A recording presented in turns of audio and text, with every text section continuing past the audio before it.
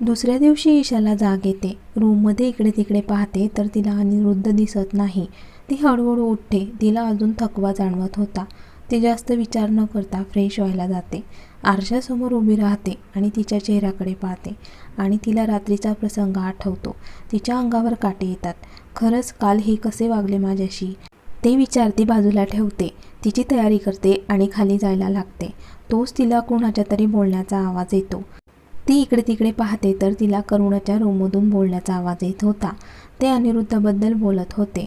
ती कान देऊन ऐकण्याचा प्रयत्न करत असते तर तिथे अनिरुद्धचे मोठे बाबा आणि आई असतात. या अनिरुद्धला कसं कळत नाही, काल रात्रीचा बाहेर आहे, अजून घरी आला नाही आहे आणि एवढी मोठी कंपनी चालवतो पण रात्री पूर्ण नशेत असतो आणि नशेत रात्री कोणत्या मुलीसोबत झोपतो त्याचं त्यालाच माहिती. मोठी आई काय म्हणाल्या, नशेत म्हणजे हे पितात, आणि त्या अशा का म्हणाल्या की कोणत्या मुलीसोबत झोपला असेल. तिच्या डोक्यात विचारांचं वादळ चालू होतं. अगं पण अनिरुद्धला तर तूच बिघडवलं ना, बोलून काय फायदा. अहो ते खरं आहे, पण मी हे सगळं आपल्या मनोजसाठी केलं ना. पण मला काय माहिती होतं की पुढे जाऊन कंपनीचा सगळा व्यवहार त्या अनिरुद्धला मिळेल म्हणून. अगं तो आहेच तसा. तो जरी नशेत असला तरी तो ऑफिसचे काम चोखपणे पार पाडतो. हे तुझ्या मनोजला अजिबात जमले नसते. आणि हे लक्षात ठेव, आपण या घरात आहोत ते फक्त अनिरुद्धमुळे. त्याने आपल्याला समजून घेतले म्हणून आपण इथे आहोत, नाहीतर कुठे असतो हे तुला पण चांगल्या प्रकारे माहिती आहे. आता बघू त्या ईशाच्या आयुष्यात काय लिहिलं आहे ते. ईशाला इकडे भरून आलं होतं. तिने डोळे पुसले आणि ती तिच्या रूममध्ये जायला लागली, कारण आज तिला कळलं होतं अनिरुद्ध कसा आहे ते. पूर्णपणे तुटली होती ती. खरंच हे पितात याबद्दल माझ्या घरच्या लोकांना तरी माहिती आहे की नाही. दिवा, मी तर कधीच कोणाचं वाईट केलं नाही, मग माझ्यासोबत असं का घडतं. आणि आता माझी परिस्थिती इकडे आड आणि तिकडे विहीर अशी झाली आहे. आणि मला तर कळून चुकलं आहे. माझ्या नवऱ्याला फक्त माझं शरीर पाहिजे आहे, बाकी त्याला काही घेणं देणं नाही आहे. मला समजून घेतच नाही. ते काय प्रेम करणार माझ्यावर. ती रूममध्ये येऊन रडत होती. तोच तिला दित्याने बोलवलं, वहिनी खाली ये. ईशा पटकन तिचा चेहरा नीट करते आणि खाली जाते. ती खाली येते, पाहते तर सगळे नाश्त्यासाठी जमले होते. ती पण काही न बोलता बसते आणि नाश्ता करते. आई तिच्याकडे पाहत, बाळा कसं वाटतं आहे तुला, आणि आराम करायचा का आली खाली. अगं आई सॉरी, मीच वहिनीला खाली बोलवलं. आई मला पण रूममध्ये कंटाळा आला होता म्हणून आले खाली. ते सगळे मिळून नाश्ता करत असतात. तोच अनिरुद्ध बाहेरून येतो. ईशाचं लक्ष त्याच्याकडे जातं. ती पुन्हा मान खाली घालून नाश्ता करते. अनिरुद्ध डायरेक्ट त्याच्या रूममध्ये निघून जातो. ईशा तिचा नाश्ता फिनिश करते आणि किचनमध्ये जात असते. तोच आई तिचा हात पकडून, बाळा तुझी तब्येत ठीक नाही आहे, मी जॉनला सांगते, तो अनिरुद्धसाठी चहा घेऊन जाईल. आई असू देत, मी घेऊन जाते. ती किचनमध्ये गेली आणि तिने मस्त आल्याचा चहा ठेवला. तो ट्रेमध्ये ठेवला आणि ती रूममध्ये जायला निघाली. रूममध्ये जायला खूप घाबरत होती, पण जावं तर तिला लागणारच होतं. ती रूममध्ये आली तर अनिरुद्ध त्याचा आवरत होता. ती घाबरत, अहो ते मी चहा आणला आहे. तो पण हळू आवाजाने, ठेव टीपॉयवर. तिने ट्रे ठेवला आणि तशी शांत उभी राहिली. त्याने कप घेतला आणि एक एक सिप पीत होता. ईशाला त्याच्यासोबत बोलायचं होतं पण हिंमत होत नव्हती. त्याचं लक्ष तिच्याकडे जातं. तिच्याकडे पाहत, तुला काही बोलायचं आहे का. ते तुम्ही रात्री काल कुठे होता. तिचं बोलणं ऐकून तो रागात तिच्याकडे पाहत, मी कुठे होतो याचं तुला काय करायचं आहे. लग्न झालंय ना आपलं, मग इथे घरातच लक्ष द्यायचं. नवरा कुठे जातो, काय करतो हे का माहिती करून घ्यायचं आहे. तिचं तोंड हाताने दाबून तो विचारत असतो.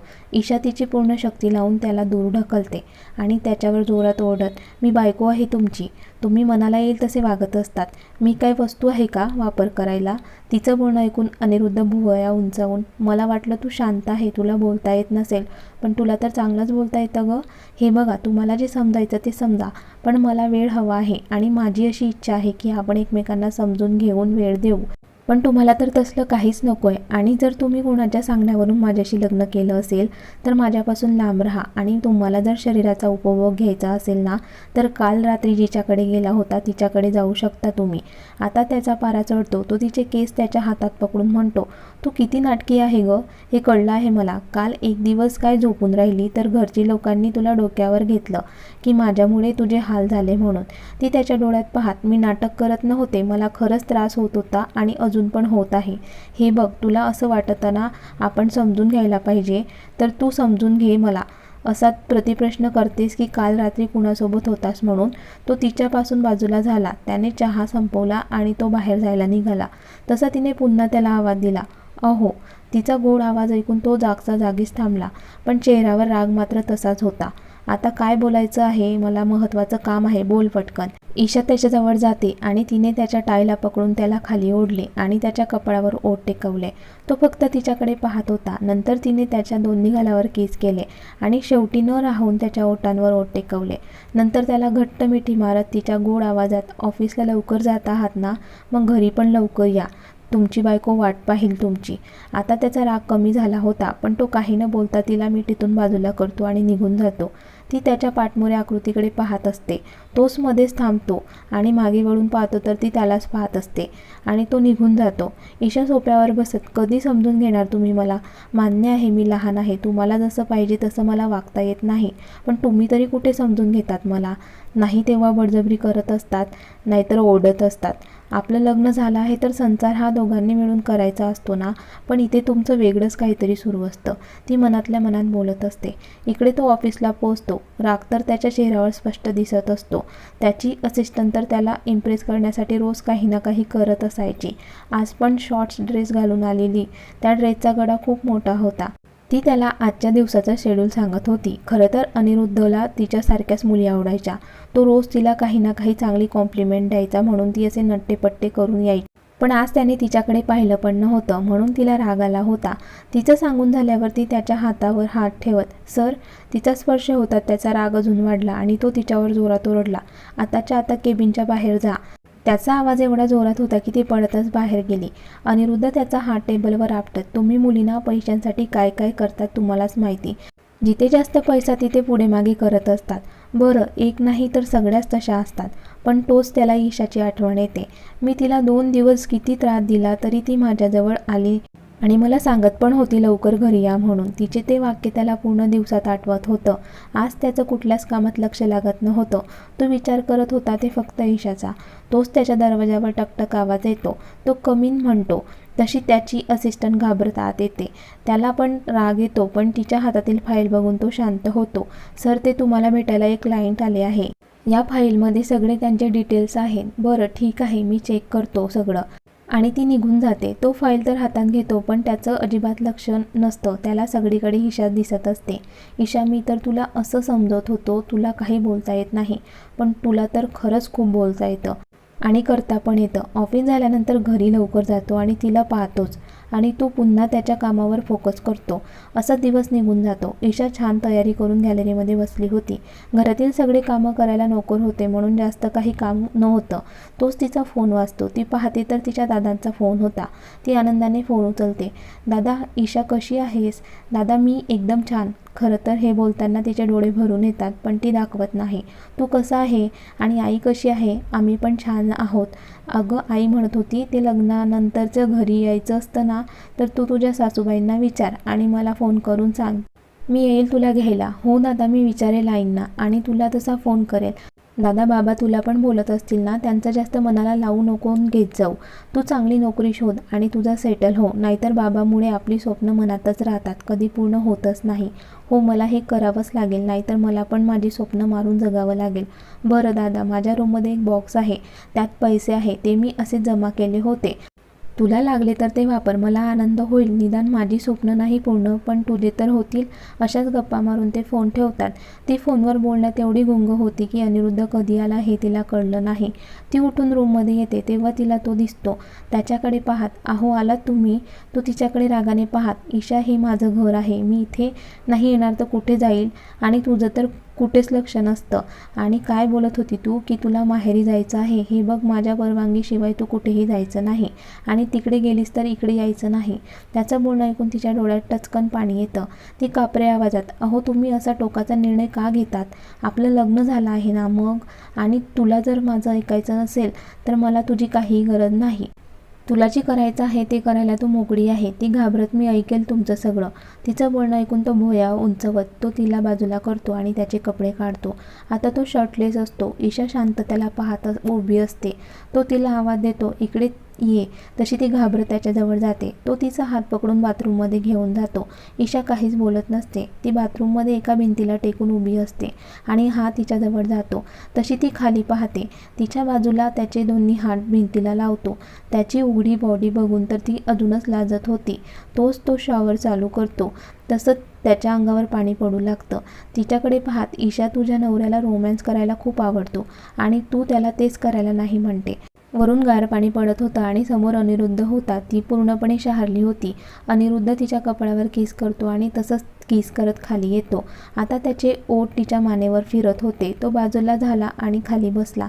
त्याने तिच्या साडीचा पदर बाजूला केला आणि तिच्या पोटावरून ओठ फिरवू लागला. त्याच्या स्पर्शाने ती पूर्णपणे शहारली होती. तो उठून उभा राहतो आणि तिला घट्ट मिठी मारतो. ती थरथर कापत होती. तो तिच्याकडे पाहतो तर तिचे ओठ पण थरथर कापत होते. शेवटी तो त्या नाजूक ओठांचा ताबा घेतो आणि तिला किस करू लागतो. आता तिला खूप थंडी वाजत होती. त्याने शावर बंद केला आणि तो पण बाजूला झाला. त्याने टॉवेल आणला आणि तिचे अंग पुसू लागला आणि तिला उचलून बाहेर घेऊन आला. यात ईशा शांत होती, काहीच बोलत नव्हती. त्याने तिला बेडवर झोपवले आणि तो पण झोपला. त्यांच्यातील कपड्यांचा अडसर दूर झाला आणि त्याने तिला त्याच्यात सामावून घेतले. आज पण त्याने फक्त त्याचा विचार केला. पण ईशा शांत होती. मनात विचार करत होती, आता तुम्हाला माझं शरीर आवडतं, पण मला खात्री आहे की तुम्ही या ईशावर खूप प्रेम कराल, तिला खूप जपणार आणि प्रेम काय असतं हे ईशा तुम्हाला शिकवेल. मग तेव्हा तुम्ही रोमॅन्स करायचा म्हणून माझा वापर नाही करणार, तर प्रेम करायचं म्हणून माझ्याजवळ येणार. काही वेळाने अनिरुद्ध बाजूला झाला. ती अजून पण तशीच शांत झोपली होती. तो तिच्याकडे पाहत, बायको कसला विचार करते एवढा? ती गोंधळून, नाही कसला नाही. त्याने तिला पुन्हा मिठीत घेतले.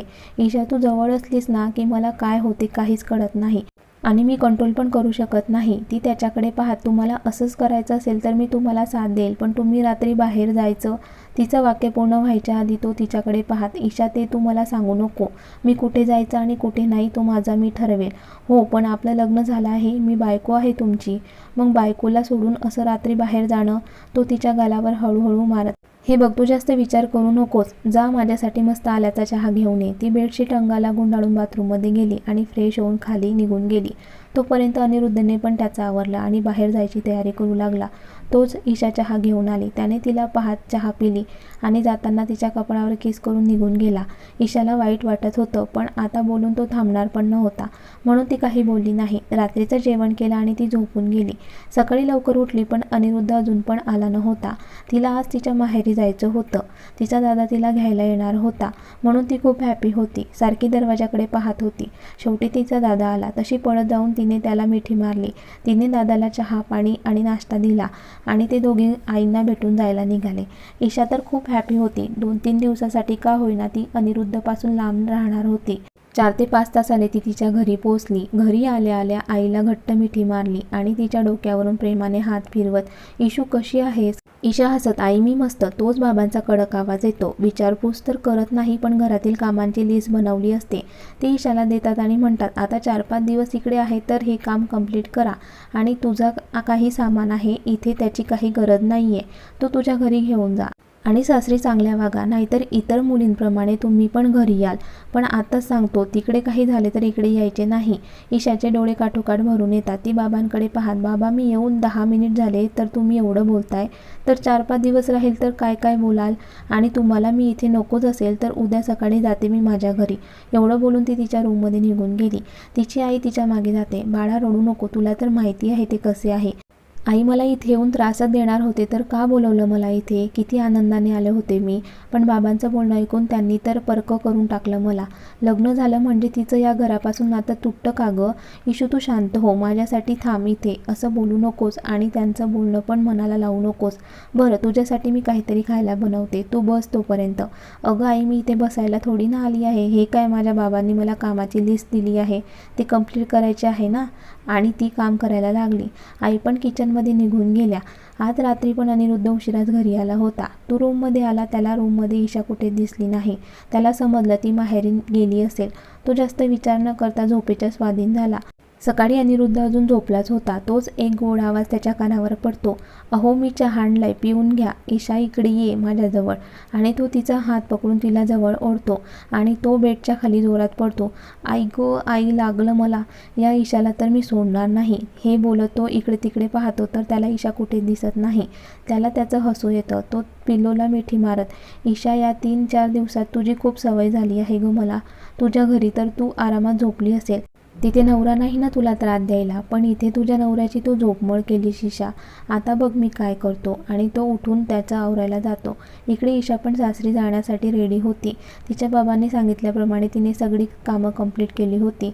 शांततेत सगळे नाश्ता करत होते. तोच बाहेरून कसला तरी आवाज येतो. तिचा दादा बाहेर पाहायला येतो. कसला आवाज आहे तर त्याला समोर अनिरुद्धची कार दिसते. तो पडतच आत येत, आई तुझे जावई बापू आले आहे. तसे बाबा तिच्याकडे रागाने पाहत, ईशा तू तर काही बोलली नाही की जावई बापू येणार आहे म्हणून. तोच दादा तिची बाजू सावरत, ते जिजू स्वतः आले असतील इकडे, तिला पण माहिती नसेल. ते उठून बाहेर येतात आणि अनिरुद्धचं स्वागत करतात. तोच ईशाची आई अनिरुद्धसाठी नाश्ता घेऊन येते. आईला तर खूप आनंद झाला होता, जावई आला होता म्हणून. इकडे जावयाची चांगलीच खातिरदारी चालू होती. तोच ईशा तिचं सामान घेऊन बाहेर आली. अनिरुद्ध तिच्याकडे पाहत, एवढ्या लवकर तू सामान पॅक पण केलास? अहो जिजू, खरं तर मी सोडायला येणार होतो तिला, म्हणून तिने सामान आधीच पॅक करून ठेवला होता. त्याचं बोलणं ऐकून अनिरुद्ध तिच्याकडे पाहतो. तशी ती नजर फिरवते. आई ईशाची मस्करी करत, आता आपले जावई तिच्यावर प्रेमच तेवढं करतात की इथे फक्त एक रात्र राहिली. अनिरुद्धचा नाश्ता करून होतो. काही वेळ गप्पा मारत असतात. दोघे मोठ्यांचे आशीर्वाद घेतात आणि घरी जायला निघतात. ईशाच्या आईला खूप वाईट वाटत होतं. माझी पोर आली पण तिच्या बापाने तिला एक दिवस सुखाने राहू दिलं नाही. पण जावई बापू सोबत ती खुश आहे हे समाधान मानून त्या आनंदी झाल्या. गाडीत कुणीच कुणाशी बोलत नव्हतं. पण अनिरुद्धच्या मनात विचार येत होता, मी काय तिला घ्यायला तिच्या घरी गेलो? त्याला त्याच्या प्रश्नाचं उत्तर मिळत नव्हतं. खरं तर त्याला तिची आठवण येत होती म्हणून तो तिला घ्यायला गेला होता. आणि आता घरी आली होती तर तिला सोडून तो बाहेर निघून गेला होता. ईशा तर तिच्याच विचारात होती, काय सुरू आहे माझ्या आयुष्यात? पुढे जाऊन काय होणार आहे? हे रोज रोज असेच चालत राहणार तर मी कसं किती दिवस सहन करायचं? ती विचार करत बंगलोच्या बाहेरच उभी होती. अनिरुद्धमध्ये होतील का बदल? त्याला बदलवण्यासाठी ईशा काय करेल बघूया पुढील भागात. आणि कथेचा हा भाग कसा वाटला कमेंट्स करून नक्की कळवा. आणि व्हिडिओला लाईक, शेअर आणि लाईव्ह मराठी स्टोरी चॅनलला सबस्क्राईब करायला विसरू नका. धन्यवाद.